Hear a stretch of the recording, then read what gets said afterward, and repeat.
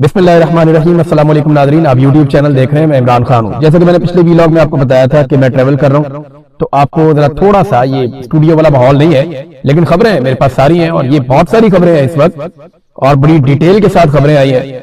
मैं आपके साथ शेयर कर लेता हूँ, पाकिस्तान के अंदर से भी, मशरिक़ वस्ता से भी और अमेरिका से भी कुछ खबरें आई हैं। ये सारी खबरें मैं आपके सामने रखता हूँ। सबसे पहले तो बड़ी खबर जिसके बारे में हमने 4-5 दिन पहले अनाउंस किया था और आपको बताया था कि आयतुल्लाह खामनाई शहीद के बेटे मुश्तबा खामनाई को फैसला किया गया है सुप्रीम लीडर बनाने का और उनके इम्कानात बहुत ज्यादा थे। अमेरिका ने उसके ऊपर एतराज किया था। डोनाल्ड ट्रंप ने कहा था जी मुझे पसंद नहीं है, मेरी मर्जी शामिल की जाए, मैं बताऊंगा किसको बनाना है और मेरी मर्जी का बंदा लगाया जाए।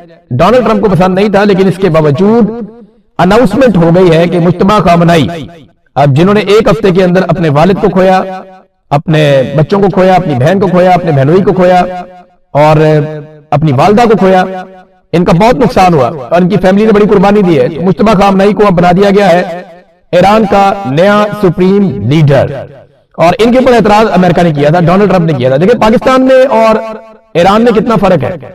वहां पे एक सेक्रेटरी ऑफ द स्टेट का लेटर आता है जिसे साइफर कहते हैं और उस साइफर के बाद इमरान खान की हुकूमत गिरा दी जाती है। सेक्रेटरी ऑफ द स्टेट को एक टके की औकात नहीं है और उसके एक लेटर के ऊपर पाकिस्तान के जर्नैलों की हवाइयां उड़ जाती हैं और जनरल बाजवा को मौका मिल जाता है कि चलो मेरी एक्सटेंशन का मामला बन गया, जो मैं चाहता था वो हो गया, अब ये मेरे पास साइफर आ गया तो इसको दिखा के मैं जर्नैलों को काबू करूंगा और इमरान खान की हुकूमत गिरा दूंगा। और फिर इमरान खान साहब का रिजीम तब्दील कर दिया गया, हुकूमत गिरा दी गई। ये किया गया एक सेक्रेटरी ऑफ द स्टेट के साइफर के ऊपर, उसके हुक्म के ऊपर।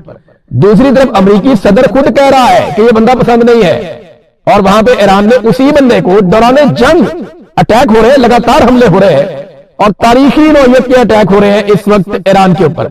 इससे पहले कभी इतने खौफनाक अटैक नहीं हुए थे। मगरबी मीडिया के मुताबिक ईरान के 80% फिजाई दिफाई निजाम को तबाह कर दिया गया है। तेहरान में वाक़ शहरान फ्यूल डिपो पर कल हमला किया गया, महरबाद एयरपोर्ट को निशाना बनाया गया है। आजादी स्क्वायर में जो है वो अड्डा जो है वहां पे वो भी जल रहा है। फौज के मुतअद्दिद जो अड्डे हैं उनको तबाह किया गया है और इसके अलावा पासदाराने इनकलाब का हेडक्वार्टर मलबे का ढेर बन गया है और 17 जहाज मगरबी मीडिया के मुताबिक उन्होंने डबो दिए ईरान के, लेकिन इसके बावजूद ईरान झुका नहीं। उन्होंने कहा नहीं, हमारा सुप्रीम लीडर कौन होगा इसका फैसला हम करेंगे, अमेरिका फैसला नहीं करेगा। तो पाकिस्तान में तो इंपोर्टेड हुकूमत आ गई थी ना और तब से लेकर अब तक हमारे पास एक अर्दली वज़ीर आज़म है जो जहां पे जूता देखता है, कीमती जूता देखते ही पॉलिश शुरू कर देते हैं। जूता अच्छा और कीमती होना चाहिए या किसी बड़े ताकतवर आदमी के पांव में होना चाहिए, वहीं पे पॉलिश शुरू। और इंटरनेशनली शहबाज शरीफ साहब को शू शाइन बॉय का खिताब दिया जाता है और एक बार नहीं बार-बार दिया जाता है। बहरहाल ईरान की अवाम ने खुशाइन करार दिया है और उन्होंने पूरी सपोर्ट दी है। बहुत सारे ऐसे ममालिक जो ईरान के हमायती हैं उन्होंने भी मुश्तबा खामनाई के मामले में पॉजिटिव रिस्पॉन्स किया है। अमेरिका को यह बिल्कुल पसंद नहीं आया। नाज़रीन, अब तेल की कीमतों में आ जाए। आलमी मंडी में $100 से क्रॉस कर गई है। जब मैं ये वीडियो रिकॉर्ड कर रहा हूं तो इस वक्त $104 फी बैरल आलमी मंडी में तेल की कीमत है। अब अमेरिकी सदर डोनाल्ड ट्रंप कहते हैं कि ये वापस कम हो जाएंगे, ये तो हम थोड़े दिन में मार कुटाई करेंगे ईरान की, हम उनके एटमी असासे खत्म कर देंगे और चीजों को खोल देंगे और सारा कुछ नॉर्मल कर देंगे, आबनाए हुर्मुज़ को भी हम खोल देंगे। मामला यह है कि आबनाए हुर्मुज़ में अमेरिकन अपने शिप ही ले जाए कम से कम। वो दुनिया के मालिक को कहते हैं कि अपने शिप वहां से गुजार लो, कंपनियों को कहते हैं कि अपने शिप वहां से गुजार लो, जबकि अपने शिप जिनके ऊपर हथियार लगे हुए हैं उनको आबनाए हुर्मुज़ से दूर ले जाते हैं। रीजन क्या है? अमेरिकन अच्छी तरह समझते हैं कि यहां पे खतरा है और ईरान सचमुच मारेगा। लिहाजा डोनाल्ड ट्रंप को लगता तो है कि वो ये बंदिश खोल देंगे, लेकिन ईरान ये कह रहा है कि हम इस लड़ाई को लंबा लेकर जाएंगे। बल्कि ईरान के अंदर से उनकी हुकूमत ने कहा कि हम इस लड़ाई को वहां तक ले जाएंगे जहां तक डोनाल्ड ट्रंप का मिड टर्म इलेक्शन आ जाएगा और मिड टर्म इलेक्शन में डोनाल्ड ट्रंप इबरत का निशान बन जाएगा। हम इस लड़ाई को वहां तक ले जाएंगे। तो डोनाल्ड ट्रंप ने कहा तेल सस्ता वापस हो जाएगा और वो लोग बेवकूफ हैं जो ऐसा नहीं समझते। तो पता चल जाएगा, वक्त बताएगा बेवकूफ कौन है और नेतन्याहू की बातों में कौन आ गया। अमेरिका ने एक बड़ा हुक्म जारी किया है सऊदी अरब के हवाले से और याद रखिएगा ये बहुत बड़ी डेवलपमेंट है, छोटी बात नहीं है। अमेरिका ने कहा कि सऊदी अरब से तमाम अमेरिकी सफीर या सफारती अमला जितना भी है वो सारा निकल जाए फौरन। इसका मतलब आप समझते हैं ये आखिरी ऑप्शन होता है कि अब बड़ी जंग शुरू होने लगी है, सफीरों को भी निकालो यहां से। नॉर्मली वो क्या करते हैं, अपने शहरियों को कहते हैं आप निकल जाएं। नॉर्मली वो क्या करते हैं, अपने खास खास लोगों को कहते हैं आप निकल जाएं और जो सफारती अमला वो मौजूद रहता है। लेकिन अमेरिका ने सऊदी अरब के अंदर अपने सफारती अमले को भी कह दिया निकल जाओ। ऐसा लगता है कि उनके दिमाग में कुछ बड़ा खेल चल रहा है, कुछ बड़ा वहां होने जा रहा है। देखिए अब अमेरिका चाहता क्या है इसके ऊपर मैं आपको यहां पे एक स्टेटमेंट निकाल के देता हूं, और ये बकायदा अमेरिकन कह रहे हैं, अपने मुंह से कह रहे हैं कि अरबों को इस लड़ाई में शामिल होना चाहिए। अमेरिका अकेला ईरान से नहीं लड़ सकता, ये अमेरिकी हुक्मरान कह रहे हैं। और यहां पे जो स्टेटमेंट है मेरे पास, ये स्टेटमेंट सेनेटर लिंडसे ग्राहम ने दिया, जो डोनाल्ड ट्रंप के बहुत करीबी साथी हैं। वो ये कहते हैं कि अमेरिका अकेला ईरान से नहीं लड़ सकता, अमेरिकी इत्तेहादी अरब मुल्कों को भी लड़ना पड़ेगा। मैं अरब दोस्तों को कहता हूं कि अमेरिका ने ईरान को मारा है और ईरान ने अरब मुल्कों को मारा है। क्या अरब मुल्कों ने भी ईरान को मारा है? नहीं। तो अब यह काम करना होगा, वरना अमेरिकी इत्तेहादी मुआहदे आपको नहीं मिलेंगे। अब अमेरिका यह चाहता है कि अरब ममालिक इस लड़ाई में उतरे। अरब मुल्कों ने आखिरी लड़ाई कब लड़ी थी, आपको याद है? 1967 में इन्होंने आखिरी लड़ाई लड़ी थी अकेले इसराइल से, और उस लड़ाई में इसराइल ये क्लेम करता है कि वो जंग जीत गया था, बड़ी बहादुरी से उन्होंने लड़ी थी। लेकिन इसराइल जीत ही गया था ना, तभी तो आज तक फलस्तीन आजाद नहीं हो सका। अगर तो अरब लड़ाई जीत जाते तो आज फलस्तीन एक रियासत होता, फलस्तीन एक अलग मुल्क होता। तो अरब ममालिक इकट्ठे भी इसराइल से उस वक्त नहीं जीत सके थे, तो उनकी जंगी काबिलियत का तो आपको अंदाजा है। अब जब ये अरब खुद नहीं लड़ेंगे तो लड़ाएंगे किसको? ये पाकिस्तान को लड़ाएंगे। पाकिस्तान की फौज जो है वो एक प्रोफेशनल लड़ाका फौज है, और उसको लड़ाने के लिए मुंह में पानी आ जाता है जिसको भी लड़ाई लड़नी होती है। और पाकिस्तान के फील्ड मार्शल को तलब भी किया गया था कि जनाब इधर आए, हाजिरी दें, आपको बहुत पैसा दिया हुआ है, आपके पास बड़े वसाइल हैं। एक फौज और भी बनाई गई थी, इस्लामिक फोर्स, जिसके 54 इस्लामी मुल्क, 52 इस्लामी मुल्क थे, उनकी एक बहुत बड़ी फोर्स बनाई गई थी, इस्लामी फोर्स थी। उसने फलस्तीनियों को तो कभी आजाद करवाया नहीं, उसने कश्मीरियों को भी कभी आजाद नहीं करवाया, उसने लेबनान के ऊपर और गजा के ऊपर बमबारी को कभी नहीं रुकवाया। लेकिन वो फोर्स अब किधर है? राहील शरीफ साहब उसके हेड बनाए गए थे, फोर्स किधर है? कहां है वो सारे फौजी? और अब पाकिस्तान के बारे में ये दावे किए जा रहे हैं कि खबरें आ रही है, इसमें कंफर्मेशन नहीं है, कि पाकिस्तान 1 लाख ट्रूप्स भिजवा सकता है अरब ममालिक की हिफाजत के लिए, खास तौर पे सऊदी अरब की हिफाजत के लिए। तो ये एक बहुत बड़ा सौदा होगा सऊदी अरब और पाकिस्तान के बीच में, क्योंकि ये कहा गया कि सऊदी अरब पर हमला, पाकिस्तान पर हमला। लेकिन सवाल यह है कि क्या पाकिस्तान पर हमला भी सऊदी अरब पर हमला समझा जाएगा? क्या अगर कभी पाकिस्तान की भारत से लड़ाई होती है तो सऊदी अरब अपना तेल, अपने वसाइल, अपने जखायर, अपना पैसा इस लड़ाई के अंदर झोंक देगा? जैसा कि पाकिस्तान से यह तवक्को की जा रही है कि पाकिस्तान ऐसा करे। मेरा यहां पे एक सवाल है कि ओआईसी कहां गई? देखिए ना, वो एक तंजीम थी जो मुसलमानों को जहां पे भी दुनिया में तकलीफ होती है तो वो आ जाती थी तंजीम और आकर बैठती थी, कहते थे हम बात करेंगे। कश्मीरियों के मामले पे ओआईसी, फलस्तीनियों के मामले पे ओआईसी। अब जब असल मामला हुआ है, इसराइल ने ईरान के ऊपर अटैक किया, 167 बच्चियां कत्ल कर दी, ओआईसी गायब है। आपको ओआईसी दिखाई नहीं दे रही। तो ओआईसी का ना होना भी एक अजीबोगरीब सूरत पैदा कर रहा है। अच्छा, एक दावा किया गया था कि यूएई ने, मैंने आपको पिछले वीडियो में बताया था कि यूएई ने उसकी तस्दीक नहीं की, लेकिन इसराइली सोर्सेज ने दावा किया था कि यूएई ने, यानी मुत्तहिदा अरब अमारात ने पहला अटैक कर दिया ईरान के ऊपर। लेकिन अब यूएई के सोर्सेज से उसकी तरदीद आ गई कि हमने अभी तक ईरान के ऊपर कोई अटैक नहीं किया। मैं आपको कैटेगोरिकली ये बता दूं कि अरब ममालिक ने ईरान की जानिब से आने वाले मिसाइलों को रोका है, उनकी जानिब से आने वाले ड्रोन्स को रोका है, लेकिन उन्होंने अभी तक ईरान के अंदर कोई ड्रोन या मिसाइल अपनी तरफ से नहीं भेजा। हाँ, ये जरूर है कि उनकी सरजमीन से बेशुमार हथियार वहां पे गए, उनकी सरजमीन से जहाज भी उड़ के गए हमला करने के लिए, उनकी फिजाई हदूद भी इस्तेमाल हुई, उनकी जमीन भी इस्तेमाल हुई, उनका जो है समुद्री रास्ता भी इस्तेमाल हुआ, और उसकी रिटेलिएशन में ईरान ने वापस उन्हीं रास्तों पे, उन्हीं जगहों पे अटैक किया, और इसी अटैक से अब एक नई कहानी जन्म ले चुकी है। नाज़रीन, में जो रशिया के वजीर खारजा है ना, उन्होंने मुसलमान मुल्कों को आईना दिखाया। उनका स्टेटमेंट मैं आपको पढ़ के सुनाता हूं, आपको आइडिया हो जाएगा कि इस वक्त सूरत क्या है। देखिए, और रूस क्या सोच रहा है, इसमें आपको सारी खबर मिल जाएगी। और अब ये अरब ममालिक करने क्या जा रहे हैं, याद रखिएगा, ये लड़ाई अब लंबी चलनी है, और इस लड़ाई में बाकी मुल्क भी निकल आएंगे। जो तजियाकार हैं वो ये कहते हैं इस लड़ाई में लाखों लोग मारे जा सकते हैं, और इस लड़ाई के अंदर खलीजी ममालिक बहुत बुरी तरह तबाह हो जाएंगे, और उनकी तरक्की, जो पैसा सारा फ्लो जा रहा था खलीजी ममालिक की तरफ, वो वापस यूरोप की तरफ जाना शुरू हो जाएगा। मगरबी ममालिक तरक्की करेंगे, खलीजी ममालिक लड़ेंगे, और वहां पे हालात खराब हो जाएंगे, वो नीचे की तरफ जाएंगे, उनकी डिक्लाइन होगा।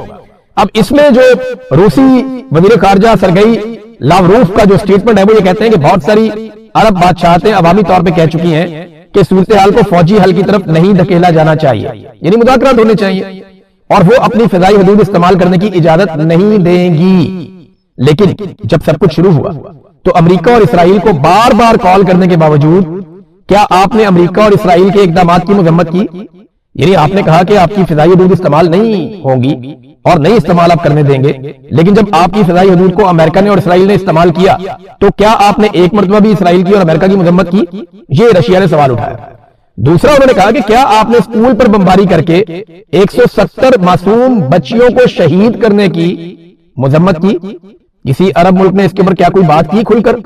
उन्होंने कहा कि मुझे ये मालूम हो गया है कि आपके मुमालिक सिक्योरिटी काउंसिल में, अक़वाम मुत्तहिदा की सिक्योरिटी काउंसिल आपको पता है, वहां पे एक करारदाद पेश करने का इरादा रखते हैं जिसमें बिल्कुल वही जबान होगी जो आपने अभी इस्तेमाल की है, यानी ईरान की जारहियत की मजम्मत आप करेंगे, लेकिन अमेरिका और इसराइल के इक़दाम का एक लफ्ज भी नहीं होगा।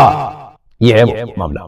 वो कहते हैं अमेरिका और इसराइल की मजम्मत क्यों नहीं करते? वो आपकी फिजाई हदूद जबरदस्ती इस्तेमाल कर रहे हैं, आपकी समुद्री हदूद जबरदस्ती इस्तेमाल कर रहे हैं, आपके इलाकों से बम मार रहे हैं ईरान को, आप उसकी मजम्मत नहीं कर रहे।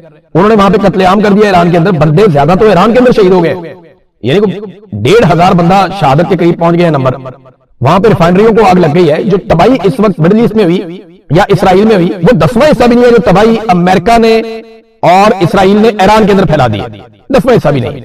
उन्होंने बहुत तबाही फैलाई है। तो ईरान की पसली है कि वो सब्र से ना सिर्फ मार खा रहा है बल्कि वो लगातार रिटेलिएशन भी कर रहा है, और ईरान ने वो बंदोबस्त कर लिया है कि रास्ते की सारी रुकावटें उन्होंने अब दूर कर ली है। अब जब ईरान मारेगा तो ज्यादा नुकसान करने की पोजीशन में होगा, क्योंकि ईरान ने बहुत सारे रेडार तबाह कर दिए हैं। गुज़िश्ता 24 घंटों में ईरान के दावे के मुताबिक उन्होंने खित्ते में अमेरिका के 4 मजीद रेडार तबाह कर दिए हैं, और ये third anti missile defence system के जो है वो रेडार थे। और देखिए जब आप रेडार को हटा देते हैं तो फिर जो आपका एयर डिफेंस सिस्टम है वो कमजोर पड़ जाता है, वो डायरेक्शन लेस हो जाता है, उसको पता नहीं चलता कि अब क्या करना है।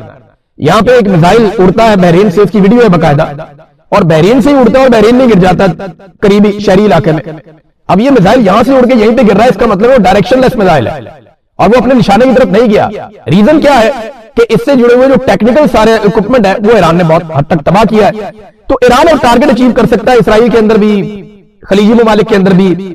अमरीकी अड्डों को तो उन्होंने बहुत बुरी तरह तबाह किया है। तो रूसी वज़ीर खारजा ने कहा कि आप अब मजम्मत करने जा रहे हैं ईरान की सलामती काउंसिल में, लेकिन अमेरिका और इसराइल के इक़दाम का एक लफ्ज भी आपका नहीं होगा। हम एक मुत्तहिदा महाज की अपील करते हैं जिसका मकसद इस जंग का खात्मा हो। सिर्फ ये कहना कि ईरान को मुअस्सर जवाब देने का हक नहीं है, इसका मतलब यह है कि आप अमेरिका और इसराइल को हौसला दे रहे हैं, उनकी हौसला अफजाई कर रहे हैं, और ये मंतक के दलील के खिलाफ है। बड़े लंबे अरसे से ये वज़ीर खारजा है और इनका स्टेटमेंट जो है वो सबके लिए सोचने की बात है कि वो मुसलमान मुल्क भी नहीं है, लेकिन उन्होंने जो स्टेटमेंट दिया वो और तरह का है और वो सूरत को भांप गए हैं कि होने क्या जा रहा है। देखिए ना, अमेरिका ने जब ये लड़ाई शुरू की तो अमेरिका ये कहता था हम तो ईरानी अवाम के लिए लड़ रहे हैं, ईरानी अवाम को आजादी दिलाएंगे, और अब ईरान में पूरी तरह तबाही हो रही है और ईरानी अवाम का कत्लेआम हो रहा है। ये लड़ाई किसी और नुक्ते से शुरू होकर किसी और नुक्ते पे पहुंच गई है। अगर ईरान की चेन ऑफ कमांड खत्म हो जाती है तो मेरी बात आप लिख कर रख लें, बहुत तबाही होगी। हर हाल में ईरान को अपनी चेन ऑफ कमांड वो बरकरार रखनी पड़ेगी, क्योंकि इसके बगैर गुजारा नहीं है, और जब तक वो आपस में कोऑर्डिनेशन में रहेंगे तब तक वो मुकाबला कर सकते हैं। नाज़रीन, भारत एक्सपोज हुआ है बहुत बुरी तरह, और ये खबर मैं आपको देता हूं कैसे। देखिए ना, भारत ने दावत दी बहरिया के जहाजों कि आओ यहां पे आके हमने मशकें करनी है। ईरानी जहाज भी गए, जाके वहां पे मशकें की। अब भारत खुद एतराफ कर रहा है कि उसने ईरान की पीठ में चिराग घोंप दिया। वो कैसे? वो खुद से ये बता रहे हैं, जनरल उपेंद्र ये खुद से बता रहे हैं कि जनाब हमारे इसराइल के साथ स्ट्रेटेजिक ताल्लुकात हैं, हमने अपने पानियों में ऐसा कुछ नहीं हुआ, लेकिन जब हमारे पानियों से निकलकर बैनुल अक़वामी पानियों के अंदर ये ईरान का जहाज चला गया तो तब हमने इसराइल को बता दिया कि जनाब इसका मुकाम क्या है और ये किस जगह पे है, तब इसराइल ने उसको तबाह कर दिया। तो हमने तो जनाब क्योंकि हमारा ताल्लुकात है इसराइल के साथ, हमने उनको बता दिया। और भाई वो लड़ने थोड़ी आया हुआ था, वो तो आपका मेहमान था, उसको घर तो वापस जाने देते आप, उसके बाद उसके साथ जो मर्जी करता है इसराइल। लेकिन भारत ने यह बता दिया कि वो इस लड़ाई में ईरान के साथ नहीं, पूरी तरह से इसराइल के साथ खड़ा है। देखिए, अगर पाकिस्तान इस वक्त ईरान के साथ लड़ता है तो इसराइल को बड़ी सपोर्ट मिलेगी। इसराइल को और कुछ नहीं चाहिए कि पाकिस्तानी फौज ईरान के साथ लड़ पड़े, इससे बहुत फायदा होगा इसराइल को, बहुत ज्यादा फायदा होगा। पाकिस्तान में जर्नलों को फायदा हो जाएगा, पैसे जैसे बहुत ज्यादा आ जाएंगे, मिसाइल हथियार आ जाएंगे, बहुत सारी चीजें मिल जाएंगी। जैसे अफगान जंग में हमने बहुत पैसा कमा लिया था, यहां पे भी जर्नैल इस दफा फिर बहुत पैसा बना लेंगे, ब्यूरोक्रेसी बहुत पैसा बना लेगी, कुछ सियासतदान बहुत पैसा बना लेंगे। ये होगा जैसे माजी में होता रहा, लेकिन इसका सबसे ज्यादा फायदा इसराइल को होगा। ईरान को और पाकिस्तान को नुकसान होगा, क्योंकि इस सरहद के ऊपर अगर अब आप ये करते हैं या लड़ाई होती है तो हमने तो साथ साथ ही रहना है। आप अपने पड़ोसी बदल नहीं सकते, पड़ोसी आपके वही रहते हैं। तो ये हमारी इनके साथ एक ऐसी चपकलिश खुदा न खास्ता शुरू हो सकती है जो फिर जारी रहेगी। पाकिस्तान को करना सिर्फ इतना है कि किसी तरह भी अमन के लिए कोशिश करे और लड़ाई से गुरेज करे। चाइना ने एक बड़ी कार्रवाई डाल दी है, वो अगले वीडियो में आपको बताऊंगा। बड़ा कमाल काम किया चाइना ने, लेकिन एक दावा सामने आ रहा है। दावा यह है कि कहीं नेतन्याहू एटमी हमला तो नहीं कर सकता। जॉर्ज गिलोवे इन्होंने एक स्टेटमेंट दिया है कि इसराइल बहुत सारे ऐसे काम कर रहा है इस जंग में जिसमें अमेरिका कहता है कि हमारी मर्जी शामिल नहीं थी, इसराइल खुद से कर रहा है। और नेतन्याहू के बारे में आप कुछ भी कह सकते हैं, वो जंगी मुजरिम में पहले ही, वो कुछ भी कर सकता है। तो जॉर्ज गिलोवे जो है उन्होंने एक स्टेटमेंट दिया गुज़िश्ता रोज। उन्होंने कहा नेतन्याहू ने हाल ही में ईरान के खिलाफ जौहरी हथियार इस्तेमाल करने के अपने इरादे का इशारा दिया है। कोई भी जौहरी ताकत जो वजूदी खतरे में हो, जैसा कि इसराइल अब वादे तौर पर है, ऐसा करेगी, तमाम ये दुनिया बदल देने वाला लम्हा होगा। अब ये धमाके होंगे, इसके नतीजे में ताबकारी होगी, तो इसका तो पाकिस्तान को और खित्ते को बहुत नुकसान होगा, खलीजी ममालिक को भी नुकसान होगा। जिधर हवा जाएगी उधर ताबकारी जाएगी। तो मामला अब ये है कि अगर ये एटमी धमाका हो जाता है खुदा ना खास्ता, या मामला वहां तक चला जाता है, तो ईरान के अगर कोई दो शहरों पे, अभी नजम सेठी भी ये कह रहे थे और ये डिस्कशन हो रही है कि दो गैर मकबूल शहर ईरान के, वहां पे एटमी धमाके किए जा सकते हैं डराने के लिए, धमकाने के लिए, और उसके बाद एक फतह का ऐलान किया जा सकता है। तो ये बड़ी अलार्मिंग सिचुएशन पैदा हो जाएगी, बहुत खौफनाक सिचुएशन बन जाएगी। इससे फिर दुनिया का निकलना मुश्किल हो जाएगा। ये दुनिया को एक आलमी जंग की तरफ खुदा ना खास्ता लेकर जा रहे हैं। अच्छा, पाकिस्तान का मीडिया बड़ा इंटरेस्टिंग काम कर रहा है, अजीबोगरीब। पाकिस्तान का मीडिया नेतन्याहू के स्टेटमेंट दिखा रहा है, इमरान खान के नहीं दिखा पाता, नेतन्याहू के स्टेटमेंट दिखा रहा है और इसको नॉर्मलाइज किया जा रहा है। जनरल बाजवा सहाफियों को एक दौर में बुलाकर कहा करते थे कि आप इसराइल के बारे में डिस्कशन करें अपने टीवी चैनल के ऊपर, आप उनके स्टेटमेंट्स को दिखाया करें, आप उनके बारे में बात किया करें, आप ये डिस्कशन खोलें कि पाकिस्तान को इसराइल को तस्लीम करना चाहिए या नहीं करना चाहिए। ये बार बार जनरल बाजवा कहता था। अब ऐसा लगता है कि एस्टेब्लिशमेंट की ये ख्वाहिश पूरी हो रही है और इस चीज को काफी हद तक नॉर्मलाइज कर दिया गया है कि चलें नेतन्याहू के स्टेटमेंट पाकिस्तान के टीवी चैनल पे चल रहे हैं, तस्वीर भी चल रही है, लेकिन अगर नहीं चल रहा तो इमरान खान का फोटो और इमरान खान साहब का बयान वो नहीं चल रहा। हाँ, इमरान खान के बारे में एक और कार्रवाई जरूर डाली गई। एक आर्टिफिशियल इंटेलिजेंस से एक वीडियो बनाई गई इमरान खान साहब की, उसकी ऑडियो भी जाली है, वीडियो भी जाली है, और आगे से कुछ वीडियो का हिस्सा जो है वो असली भी है। तो एक वीडियो बनाकर डाल दी गई, उसको टाउट्स बहुत सारे बेईमान और फ्रॉड किस्म के लोग, नून लीग के दरबारी, वो उसको शेयर कर रहे हैं और बेईमानी कर रहे हैं कि जनाब ये देखो इमरान खान ने कहा था कि जंग होगी तो पेट्रोल $400 फी बैरल पे चला जाएगा और ये हो जाएगा वो हो जाएगा। अब इस तरह की बातें उसमें चला रहे हैं, हालांकि इमरान खान ने ऐसी कोई बात नहीं की थी। और जो हिस्सा उसका ठीक है, उसमें सिर्फ इमरान खान ने इतना कहा था कि ये कोरोना की वबा जो है, इसमें अगर कंट्रोल ना किया, ये चीजें ना की तो इसके नुकसान हो सकते हैं। वो उससे बचने की बातें कर रहे थे। लेकिन यहाँ पे इंफ्राडियो ने एक आर्टिफिशियल वीडियो बनाकर उसको लगा दिया और उस पर प्रोपेगेंडा कर रहे हैं। अब अंदाजा करें कि जिस वक्त दुनिया में लड़ाई लगी हुई है, जिस वक्त ममालिक अपनी बका के लिए लड़ रहे हैं, जिस वक्त पाकिस्तान से बड़ी बड़ी डिमांड्स की जा रही हैं, जिस वक्त पाकिस्तानियों की कमर टूट गई है पेट्रोलियम मसनूआत की कीमतों में, उस वक्त भी इनके दिमाग में इमरान खान ही है। ये आज भी उसकी आर्टिफिशियल इंटेलिजेंस के जरिए से वीडियोस बनाकर लगाने में मसरूफ है। और जिन मुल्कों में जंग लगी हुई है ना, उन्होंने पेट्रोल इतना महंगा नहीं किया जितना हमने कर दिया। और जो लड़ रहे हैं, जिनकी जंग लगी हुई है, जिनके फौजी मारे जा रहे हैं, और जिनके लोग शहीद हो रहे हैं, कत्ल हो रहे हैं, जांबाज हो रहे हैं, और जिनके मुल्कों में बम गिर रहे हैं, जिनकी रिफाइनरियां सड़ गई हैं, जिनका इंफ्रास्ट्रक्चर तबाह हो गया, उन्होंने पेट्रोल की कीमतें इतनी नहीं बढ़ाई जितनी हमने बढ़ा दी। यही उनसे 4-4, 5-5 गुना ज्यादा हमने कीमतें बढ़ा दी पेट्रोल की। ये पाकिस्तान की हुकूमत तो लगता है जेब कतरी है। ये तो दाव में बैठे हुए थे कि जैसे ही रश ज्यादा होगा हम जेब काट लेंगे अवाम की, या जैसे भी माहौल बनेगा हमने फौरन अवाम की जेब में डाका डालना है। ये डकैती मार के ही आए थे हुकूमत में और अभी तक डकैतियां ही मार रहे हैं और अपनी रविश से बाज नहीं आ रहे। नाज़रीन, तल अवीव में बहुत बड़ा ब्रेकडाउन हो गया बिजली का, और शायद किसी ग्रिड के ऊपर अटैक हुआ। उसके बाद ये पहली दफा हमने देखा, वरना इसराइल के अंदर ऐसे बिजली बंद नहीं होती, लेकिन ब्रेकडाउन हो गया और लगातार ईरान अटैक कर रहा है। इसराइल में पहली मरतबा इतनी तबाही हुई है जिसका कोई तसव्वुर भी नहीं कर सकता था। एक और खबर नाज़रीन, ये पाकिस्तान के अंदर से है, मैं खबर आपको जरूर देना चाहता हूं ताकि आपको पता चले कि ये मौजूदा रजीम ने कैसे कैसे नमूने और बेशरम मुनाफिक इकट्ठे किए हुए हैं। ये देखिए, आप कार्रवाई चेक करें आप यहाँ पे। चलो मैं आपको एक बंदे के बारे में बताता हूँ, ये है शाहिद आफरीदी। ये जनाब पाकिस्तान के कौमी हीरो हैं, क्रिकेट खेलते रहे पाकिस्तान की तरफ से, और जितनी देर क्रिकेट खेलते रहे दिल्ली धड़कता रहा पूरी कौम का कि पता नहीं अब अगली बॉल पे क्या होगा। तो इसमें जनाब इनका एक क्लिप बड़ा वायरल हुआ, उसमें इन्होंने हामिद मीर के भाई को मुखातिब करते हुए कहा, ये कौन है आमिर मीर, ये कौन है बंदा, इसका काम क्या है, इसकी हैसियत क्या है, ये क्यों कर रहा है प्रेस कॉन्फ्रेंस, ये क्यों बता रहा है चीजें पीसीबी के अंदर। तो उस बंदे की मंजी ठोक दी शाहिद आफरीदी ने, टीवी के ऊपर बैठ गया। उस बंदे ने ना उसके अपने मोबाइल से एक स्क्रीनशॉट शेयर हो गया। और उसने दिखाया कि शाहिद अफरीदी, अभी तो ये कह रहा ना मैं इसको नहीं जानता ये कौन है, तो शाहिद अफरीदी ने उसको क्या मैसेजेस किए जरा ये देखिए आप। शाहिद अफरीदी ने उसकी एक प्रेस कॉन्फ्रेंस की तारीफ की थी, जिससे कह रहे हैं ना कि ये कौन है प्रेस कॉन्फ्रेंस करने वाला। कुछ अरसा पहले शाहिद अफरीदी इसी की प्रेस कॉन्फ्रेंस की तारीफ इसी को मैसेज करके भेज रहा है और देखा वेरी गुड प्रेस कॉन्फ्रेंस। उसके जवाब में वो लिखते हैं थैंक्स शाहिद भाई। फिर आगे से जो गर्दन पे चुम्मी लेने वाला एक खबर है कि आसिम मुनीर की गर्दन पे चुम्मी ली थी शाहिद अफरीदी ने, और यानी वो तो बस नहीं चलता शाहिद अफरीदी का, लेकिन शाहिद अफरीदी ने वो वाली खबर का लिंक भी बड़े फख्र के साथ आमिर मीर को भेजा कि जनाब ये देखें मेरे ताल्लुकात फील्ड मार्शल के साथ कैसे ताल्लुकात है मेरे, देखो। तो शाहिद अफरीदी मुझे समझ आ गई एक्चुअली बेचारा कहां से खेलता है, कौन इसको इस्तेमाल करता है।